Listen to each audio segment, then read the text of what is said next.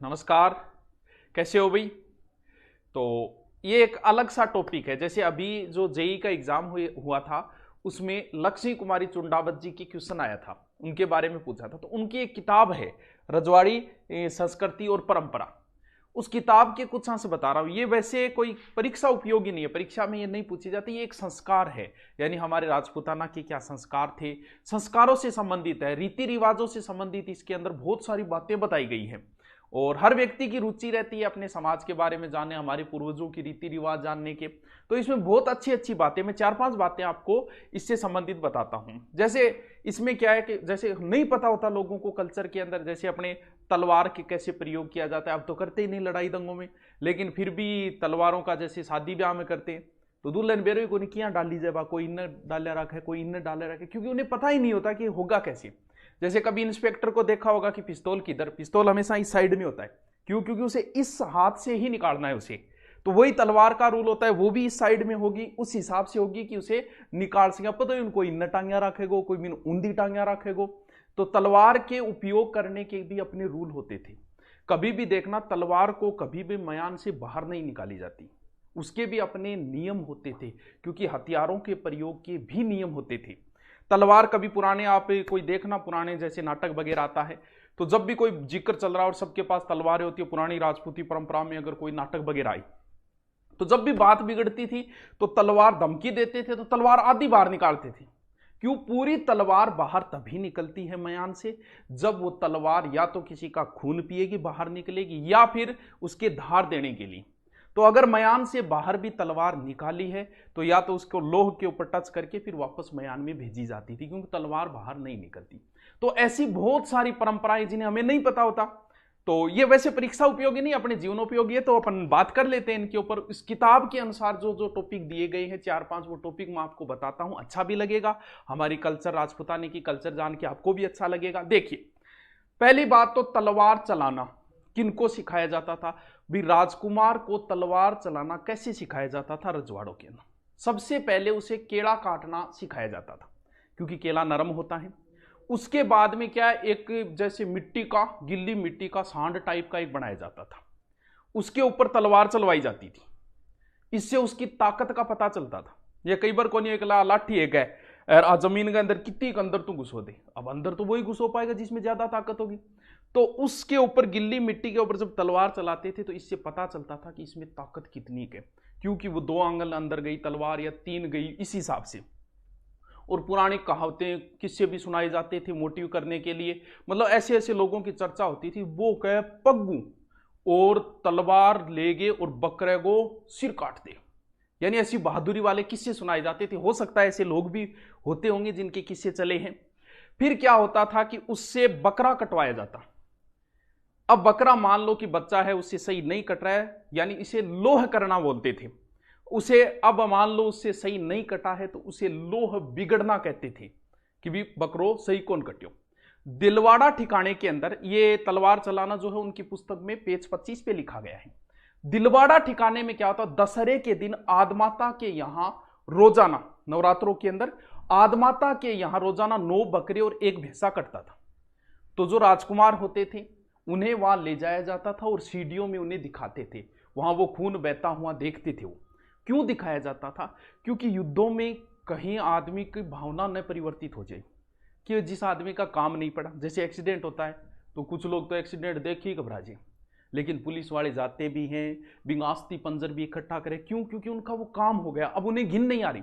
अब वहां पर स्पेशल उन्हें दिखाया जाता था, ताकि युद्ध भूमि में खून वगैरह देख के और उनकी किसी प्रकार की भावना परिवर्तित न हो जाए, क्योंकि युद्धों में होता था।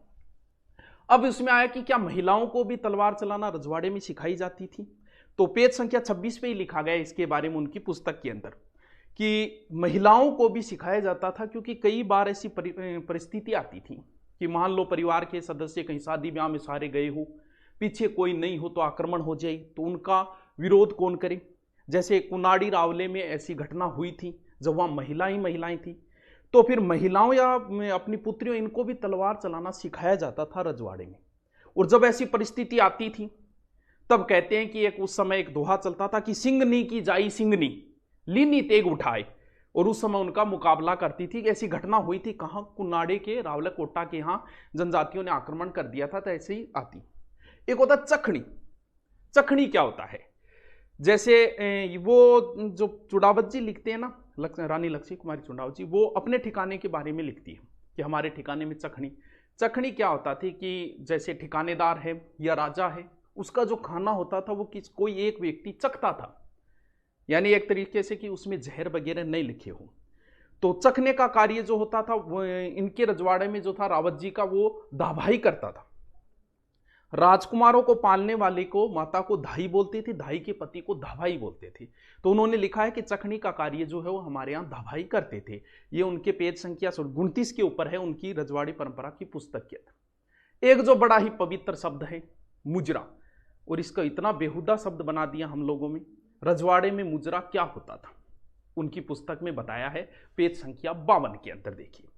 मुजरा क्या होता है कि जैसे ही रावत जी हैं, रावत जी होते थे ठिकाने के वहां के, तो रावत जी जब सुबह उठते या फिर उनके रानी है, तो सुबह सभी बच्चे वगैरह उनको प्रणाम करते थे। सारे जितने भी लोग हैं सारे प्रणाम करते थे, उसे मुजरा बोलते थे।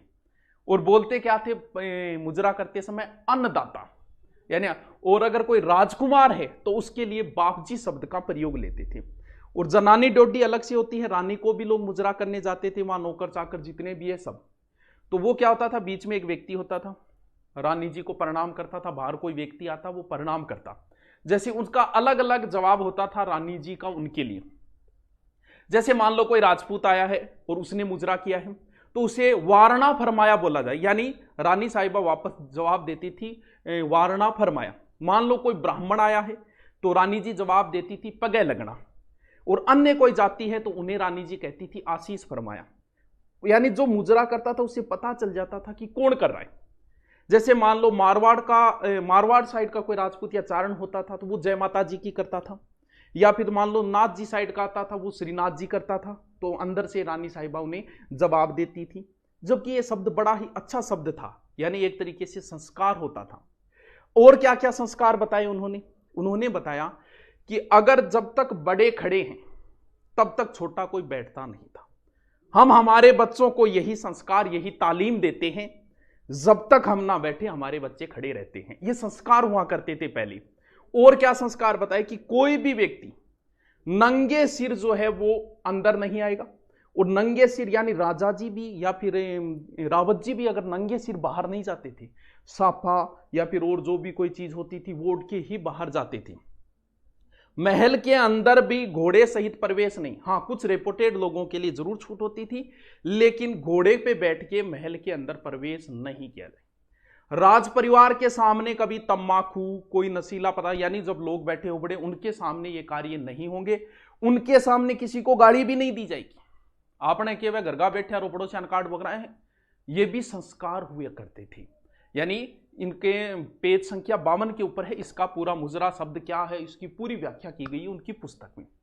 एक शराब से संबंधित जो बड़ी भ्रांतियां होती है कि रजवाड़ों में शराब, क्या इस किताब में क्या लिखा है कि शराब कैसे सेवन करना, अगर परिवार की महिलाएं साथ में हैं, उनकी पुस्तक में संख्या 55 पे इसका जिक्र किया गया है। देखिए उसमें क्या बताया कि अगर परिवार वालों का कोई समारोह हो तब वहां जैसे खास परिवार का हो तभी महिलाएं पुरुषों के साथ में शराब वगैरह का होता था। लेकिन उसमें एक बड़ा खास बताया कि उसमें बेअदबी नहीं कर सकते, अदब से पेश आना पड़ेगा शराब के अंदर। कैसे उसमें बताया, स्पष्ट लिख रखा है उन्होंने कि एक बार बाप को मारने वाले को माफ किया जा सकता है, लेकिन शराब पी के किसी महिला के साथ दुर्व्यवहार कर दिया तो उसे माफ नहीं किया जाएगा। यानी बेअदबी बिल्कुल भी नहीं। और शराब के अंदर भी ये नहीं बीच में उठ के नहीं जा सकती। शराब के अंदर क्या होता है, जैसे मान लो कोई शराब नहीं पीता है तो कौन पियो मेरे, उसको भी तरीका होता है।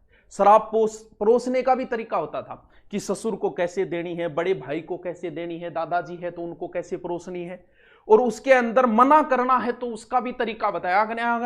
मना करने का भी तरीका होता था। जैसे शराब से उसको हाथों में लेके माथे पे लगा के फिर अधरों पे रख के और वापस दिया जाता था। यानी वो एक सम्मान था, क्योंकि शराब का सम्मान नहीं है, देने वाले व्यक्ति का सम्मान है ये, यानी आपको भी बहुत से ऐसा होता है कि बहुत बार हम जाते हैं कहीं भी, चाह पियो, कौन पियो, उसका भी मना करने का